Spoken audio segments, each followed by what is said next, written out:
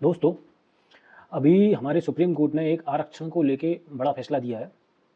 वो फैसला ये है कि जो एससी और एसटी की जो रिजर्वेशन है, उसमें उसके अंदर सब कैटेगरी बनाई जा सकती हैं। ऐसे एससी का जो है 16-17% आरक्षण है।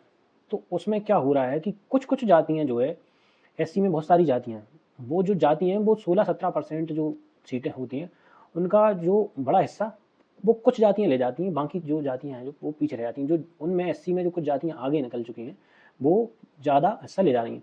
तो अब सब कैटेगरी बनाने का उसमें सुप्रीम कोर्ट ने बोल दिया, राज्य जो चाहें तो राज्य अपने अपने उसमें सब कैटेगरी बना सकते हैं। ऐसा एससी में और एसटी में भी ऐसी बहुत सारी जातियाँ हैं जो क्या होता है कि मुख्य धारा से जुड़ चुकी हैं, तो वो एसटी कैटेगरी की जो सीटें हैं उनको वो ज़्यादातर ले जाती हैं, और जो जो पीछे रह गई हैं उनको वो नहीं ले जा पाती हैं। तो ये जो पीछे रह गए हैं लोग, उनके लिए ये वैसे एक अच्छा वो है। वैसे मैं आरक्षण का बिल्कुल भी समर्थक नहीं हूँ। आरक्षण का मैं समर्थक हूँ, वो कैसा समर्थक हूँ कि अगर आरक्षण आपको देना है तो सबका या तो कट ऑफ एक रखो, सबका कट ऑफ एक होना चाहिए। सीटें भले ही बराबर जितनी जिसको देनी है दे दो, मगर आरक्षण का कट ऑफ एक ही होना चाहिए। अगर एक बार में वो कट ऑफ नहीं लेके आ पा रहा किसी वर्ग की, अगर सीटें खाली रह जाती हैं, तो उसको दोबारा एग्जाम दिलवाओ, उन लोगों को दोबारा मौका दो उसी एग्जाम में उन्हीं सीटों पे, फिर वो उतना कट ऑफ लेके आए तब उनको सिलेक्शन दो उसी वर्ग में। तो कट ऑफ जो है, ऐसे मान लो कट ऑफ जनरल का 80 जा रहा है तो सबका ही 80 जाना चाहिए। उससे क्या होगा कि कट ऑफ उनको दोबारा मौका दो, भले ही चाहे कि तुम दोबारा दो इन्हीं सीटों के लिए, तुम्हारी जो सीटें हैं उतना आपका कट ऑफ नहीं पहुंच रहा, दोबारा दो, दोबारा एग्जाम दो। ठीक है, मैं आरक्षण का वैसे समर्थक नहीं हूँ, क्योंकि आरक्षण से इस देश के 1% लोगों को भी लाभ नहीं मिल पाता है। मैं तो इस बात का समर्थक हूँ कि जो सरकार है, सरकार को जो पीछे जो आर्थिक रूप से गरीब लोग हैं, गरीब हिंदुओं की बात कर रहा हूँ, गरीब हिंदुओं को डायरेक्ट कैश ट्रांसफ़र करना चाहिए। 1000-2000 रुपये महीना, 5000 रुपये महीना, जितना भी सरकार के पास अवेलेबल हो, उसमें बहुसंख्यक आयोग बना के गरीब हिंदुओं को डायरेक्ट कैश ट्रांसफ़र करे। उससे ऑटोमेटिक लोगों की स्थिति सुधरेगी, आर्थिक स्थिति सुधरेगी, और ऑटोमेटिक वो आगे बढ़ेंगे। जो गरीब हिंदू हैं उनको सरकार पैसे दे, और इसके लिए पैसा आएगा कहाँ से?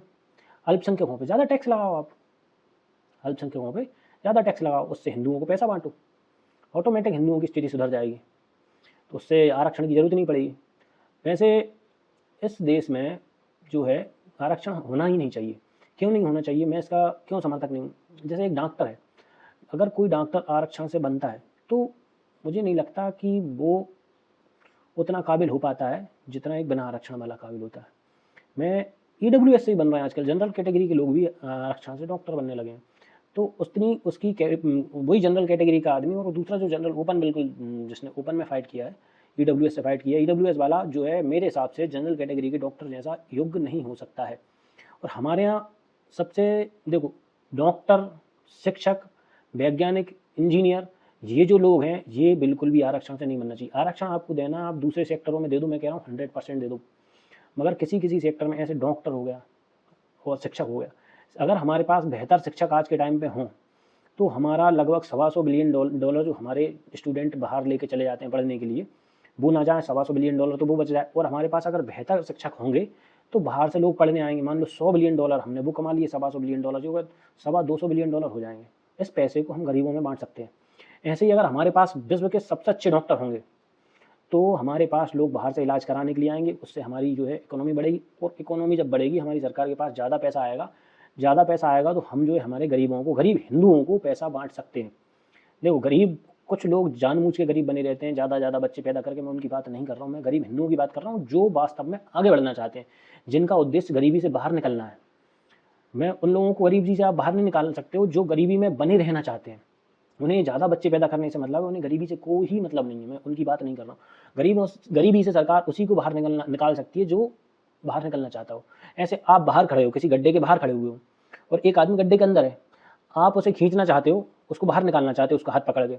अगर वो निकलना चाहेगा तो आप उसे निकाल पाओगे, और अगर जो अंदर है वो आपका हाथ पकड़ के और आपको उस गड्ढे में खींचना चाहेगा तो वो उल्टा आपको गिरा देगा। तो इस देश में कुछ लोग ऐसे हैं जो ज़्यादा 12-12 बच्चे पैदा करना, 4-4 शादी करना, वो जो निकालने वाला है उनको, वो उसे और गिराना चाहते हैं गड्ढे में, वो निकलना नहीं चाहते हैं।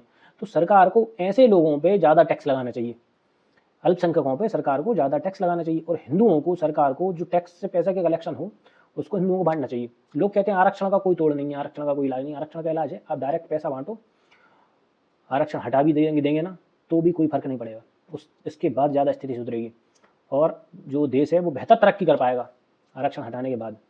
आरक्षण आप राजनीति में दे के रखो, जो आपकी सीटें होती हैं, जो चुनाव होते हैं, उसमें बढ़िया है कि जिनका प्रतिनिधित्व नहीं होता उनको, और वो ये अच्छा सुप्रीम कोर्ट ने दिया है कि भाई किसी किसी जाति के लोग इतने पीछे हैं कि उनका एक भी नेता नहीं है, उस जाति का भी ऐसे मान लो उनकी जनसंख्या 2-3%, 1% जितनी भी हो, तो उतनी सीटें उनके लिए रिजर्व हो जाएंगी। ऐसे लोकसभा में ही देखो 540 में से मान लो कोई जाति है जिसकी 2% जनसंख्या है, तो उसकी एससी में मान लो वो जाति आती है, अभी उसका एक भी नेता नहीं है, एक भी सांसद नहीं है, तो उसकी अगर 2% सीटें रिजर्व हो जाती हैं, उसकी 2% सीटें रिजर्व हो जाती हैं, तो उसके 2% नेता संसद में पहुंचेंगे। बहुत सारी ऐसी जातियाँ, ऐसी एसटी में भी बहुत सारी जातियाँ हैं जिनका आज के टाइम पे एक भी नेता नहीं है। उन जातियों को अगर कोटा मिल जाता है तो मैं तो कह रहा हूँ केंद्र सरकार को देना चाहिए उनको, जो पिछड़ी हुई जातियाँ। और आरक्षण मैं तो बिल्कुल उसके खिलाफ हूँ, मगर जो चल रहा सिस्टम वो चल रहा है। ये सिर्फ जब बंद हो सकता है जब आप डायरेक्ट कैश ट्रांसफर करने लगोगे। डायरेक्ट कैश ट्रांसफर करने के लिए आपको अल्पसंख्यकों पर टैक्स लगाना पड़ेगा, तब आप SC ST दलितों को नगद पैसे दे पाओगे। उनके नगद उनके खाते में 5-5 हज़ार रुपये महीने डालो, कैसे वो लोग बाहर नहीं आते हैं, उन्हें किसी आरक्षण की जरूरत नहीं है।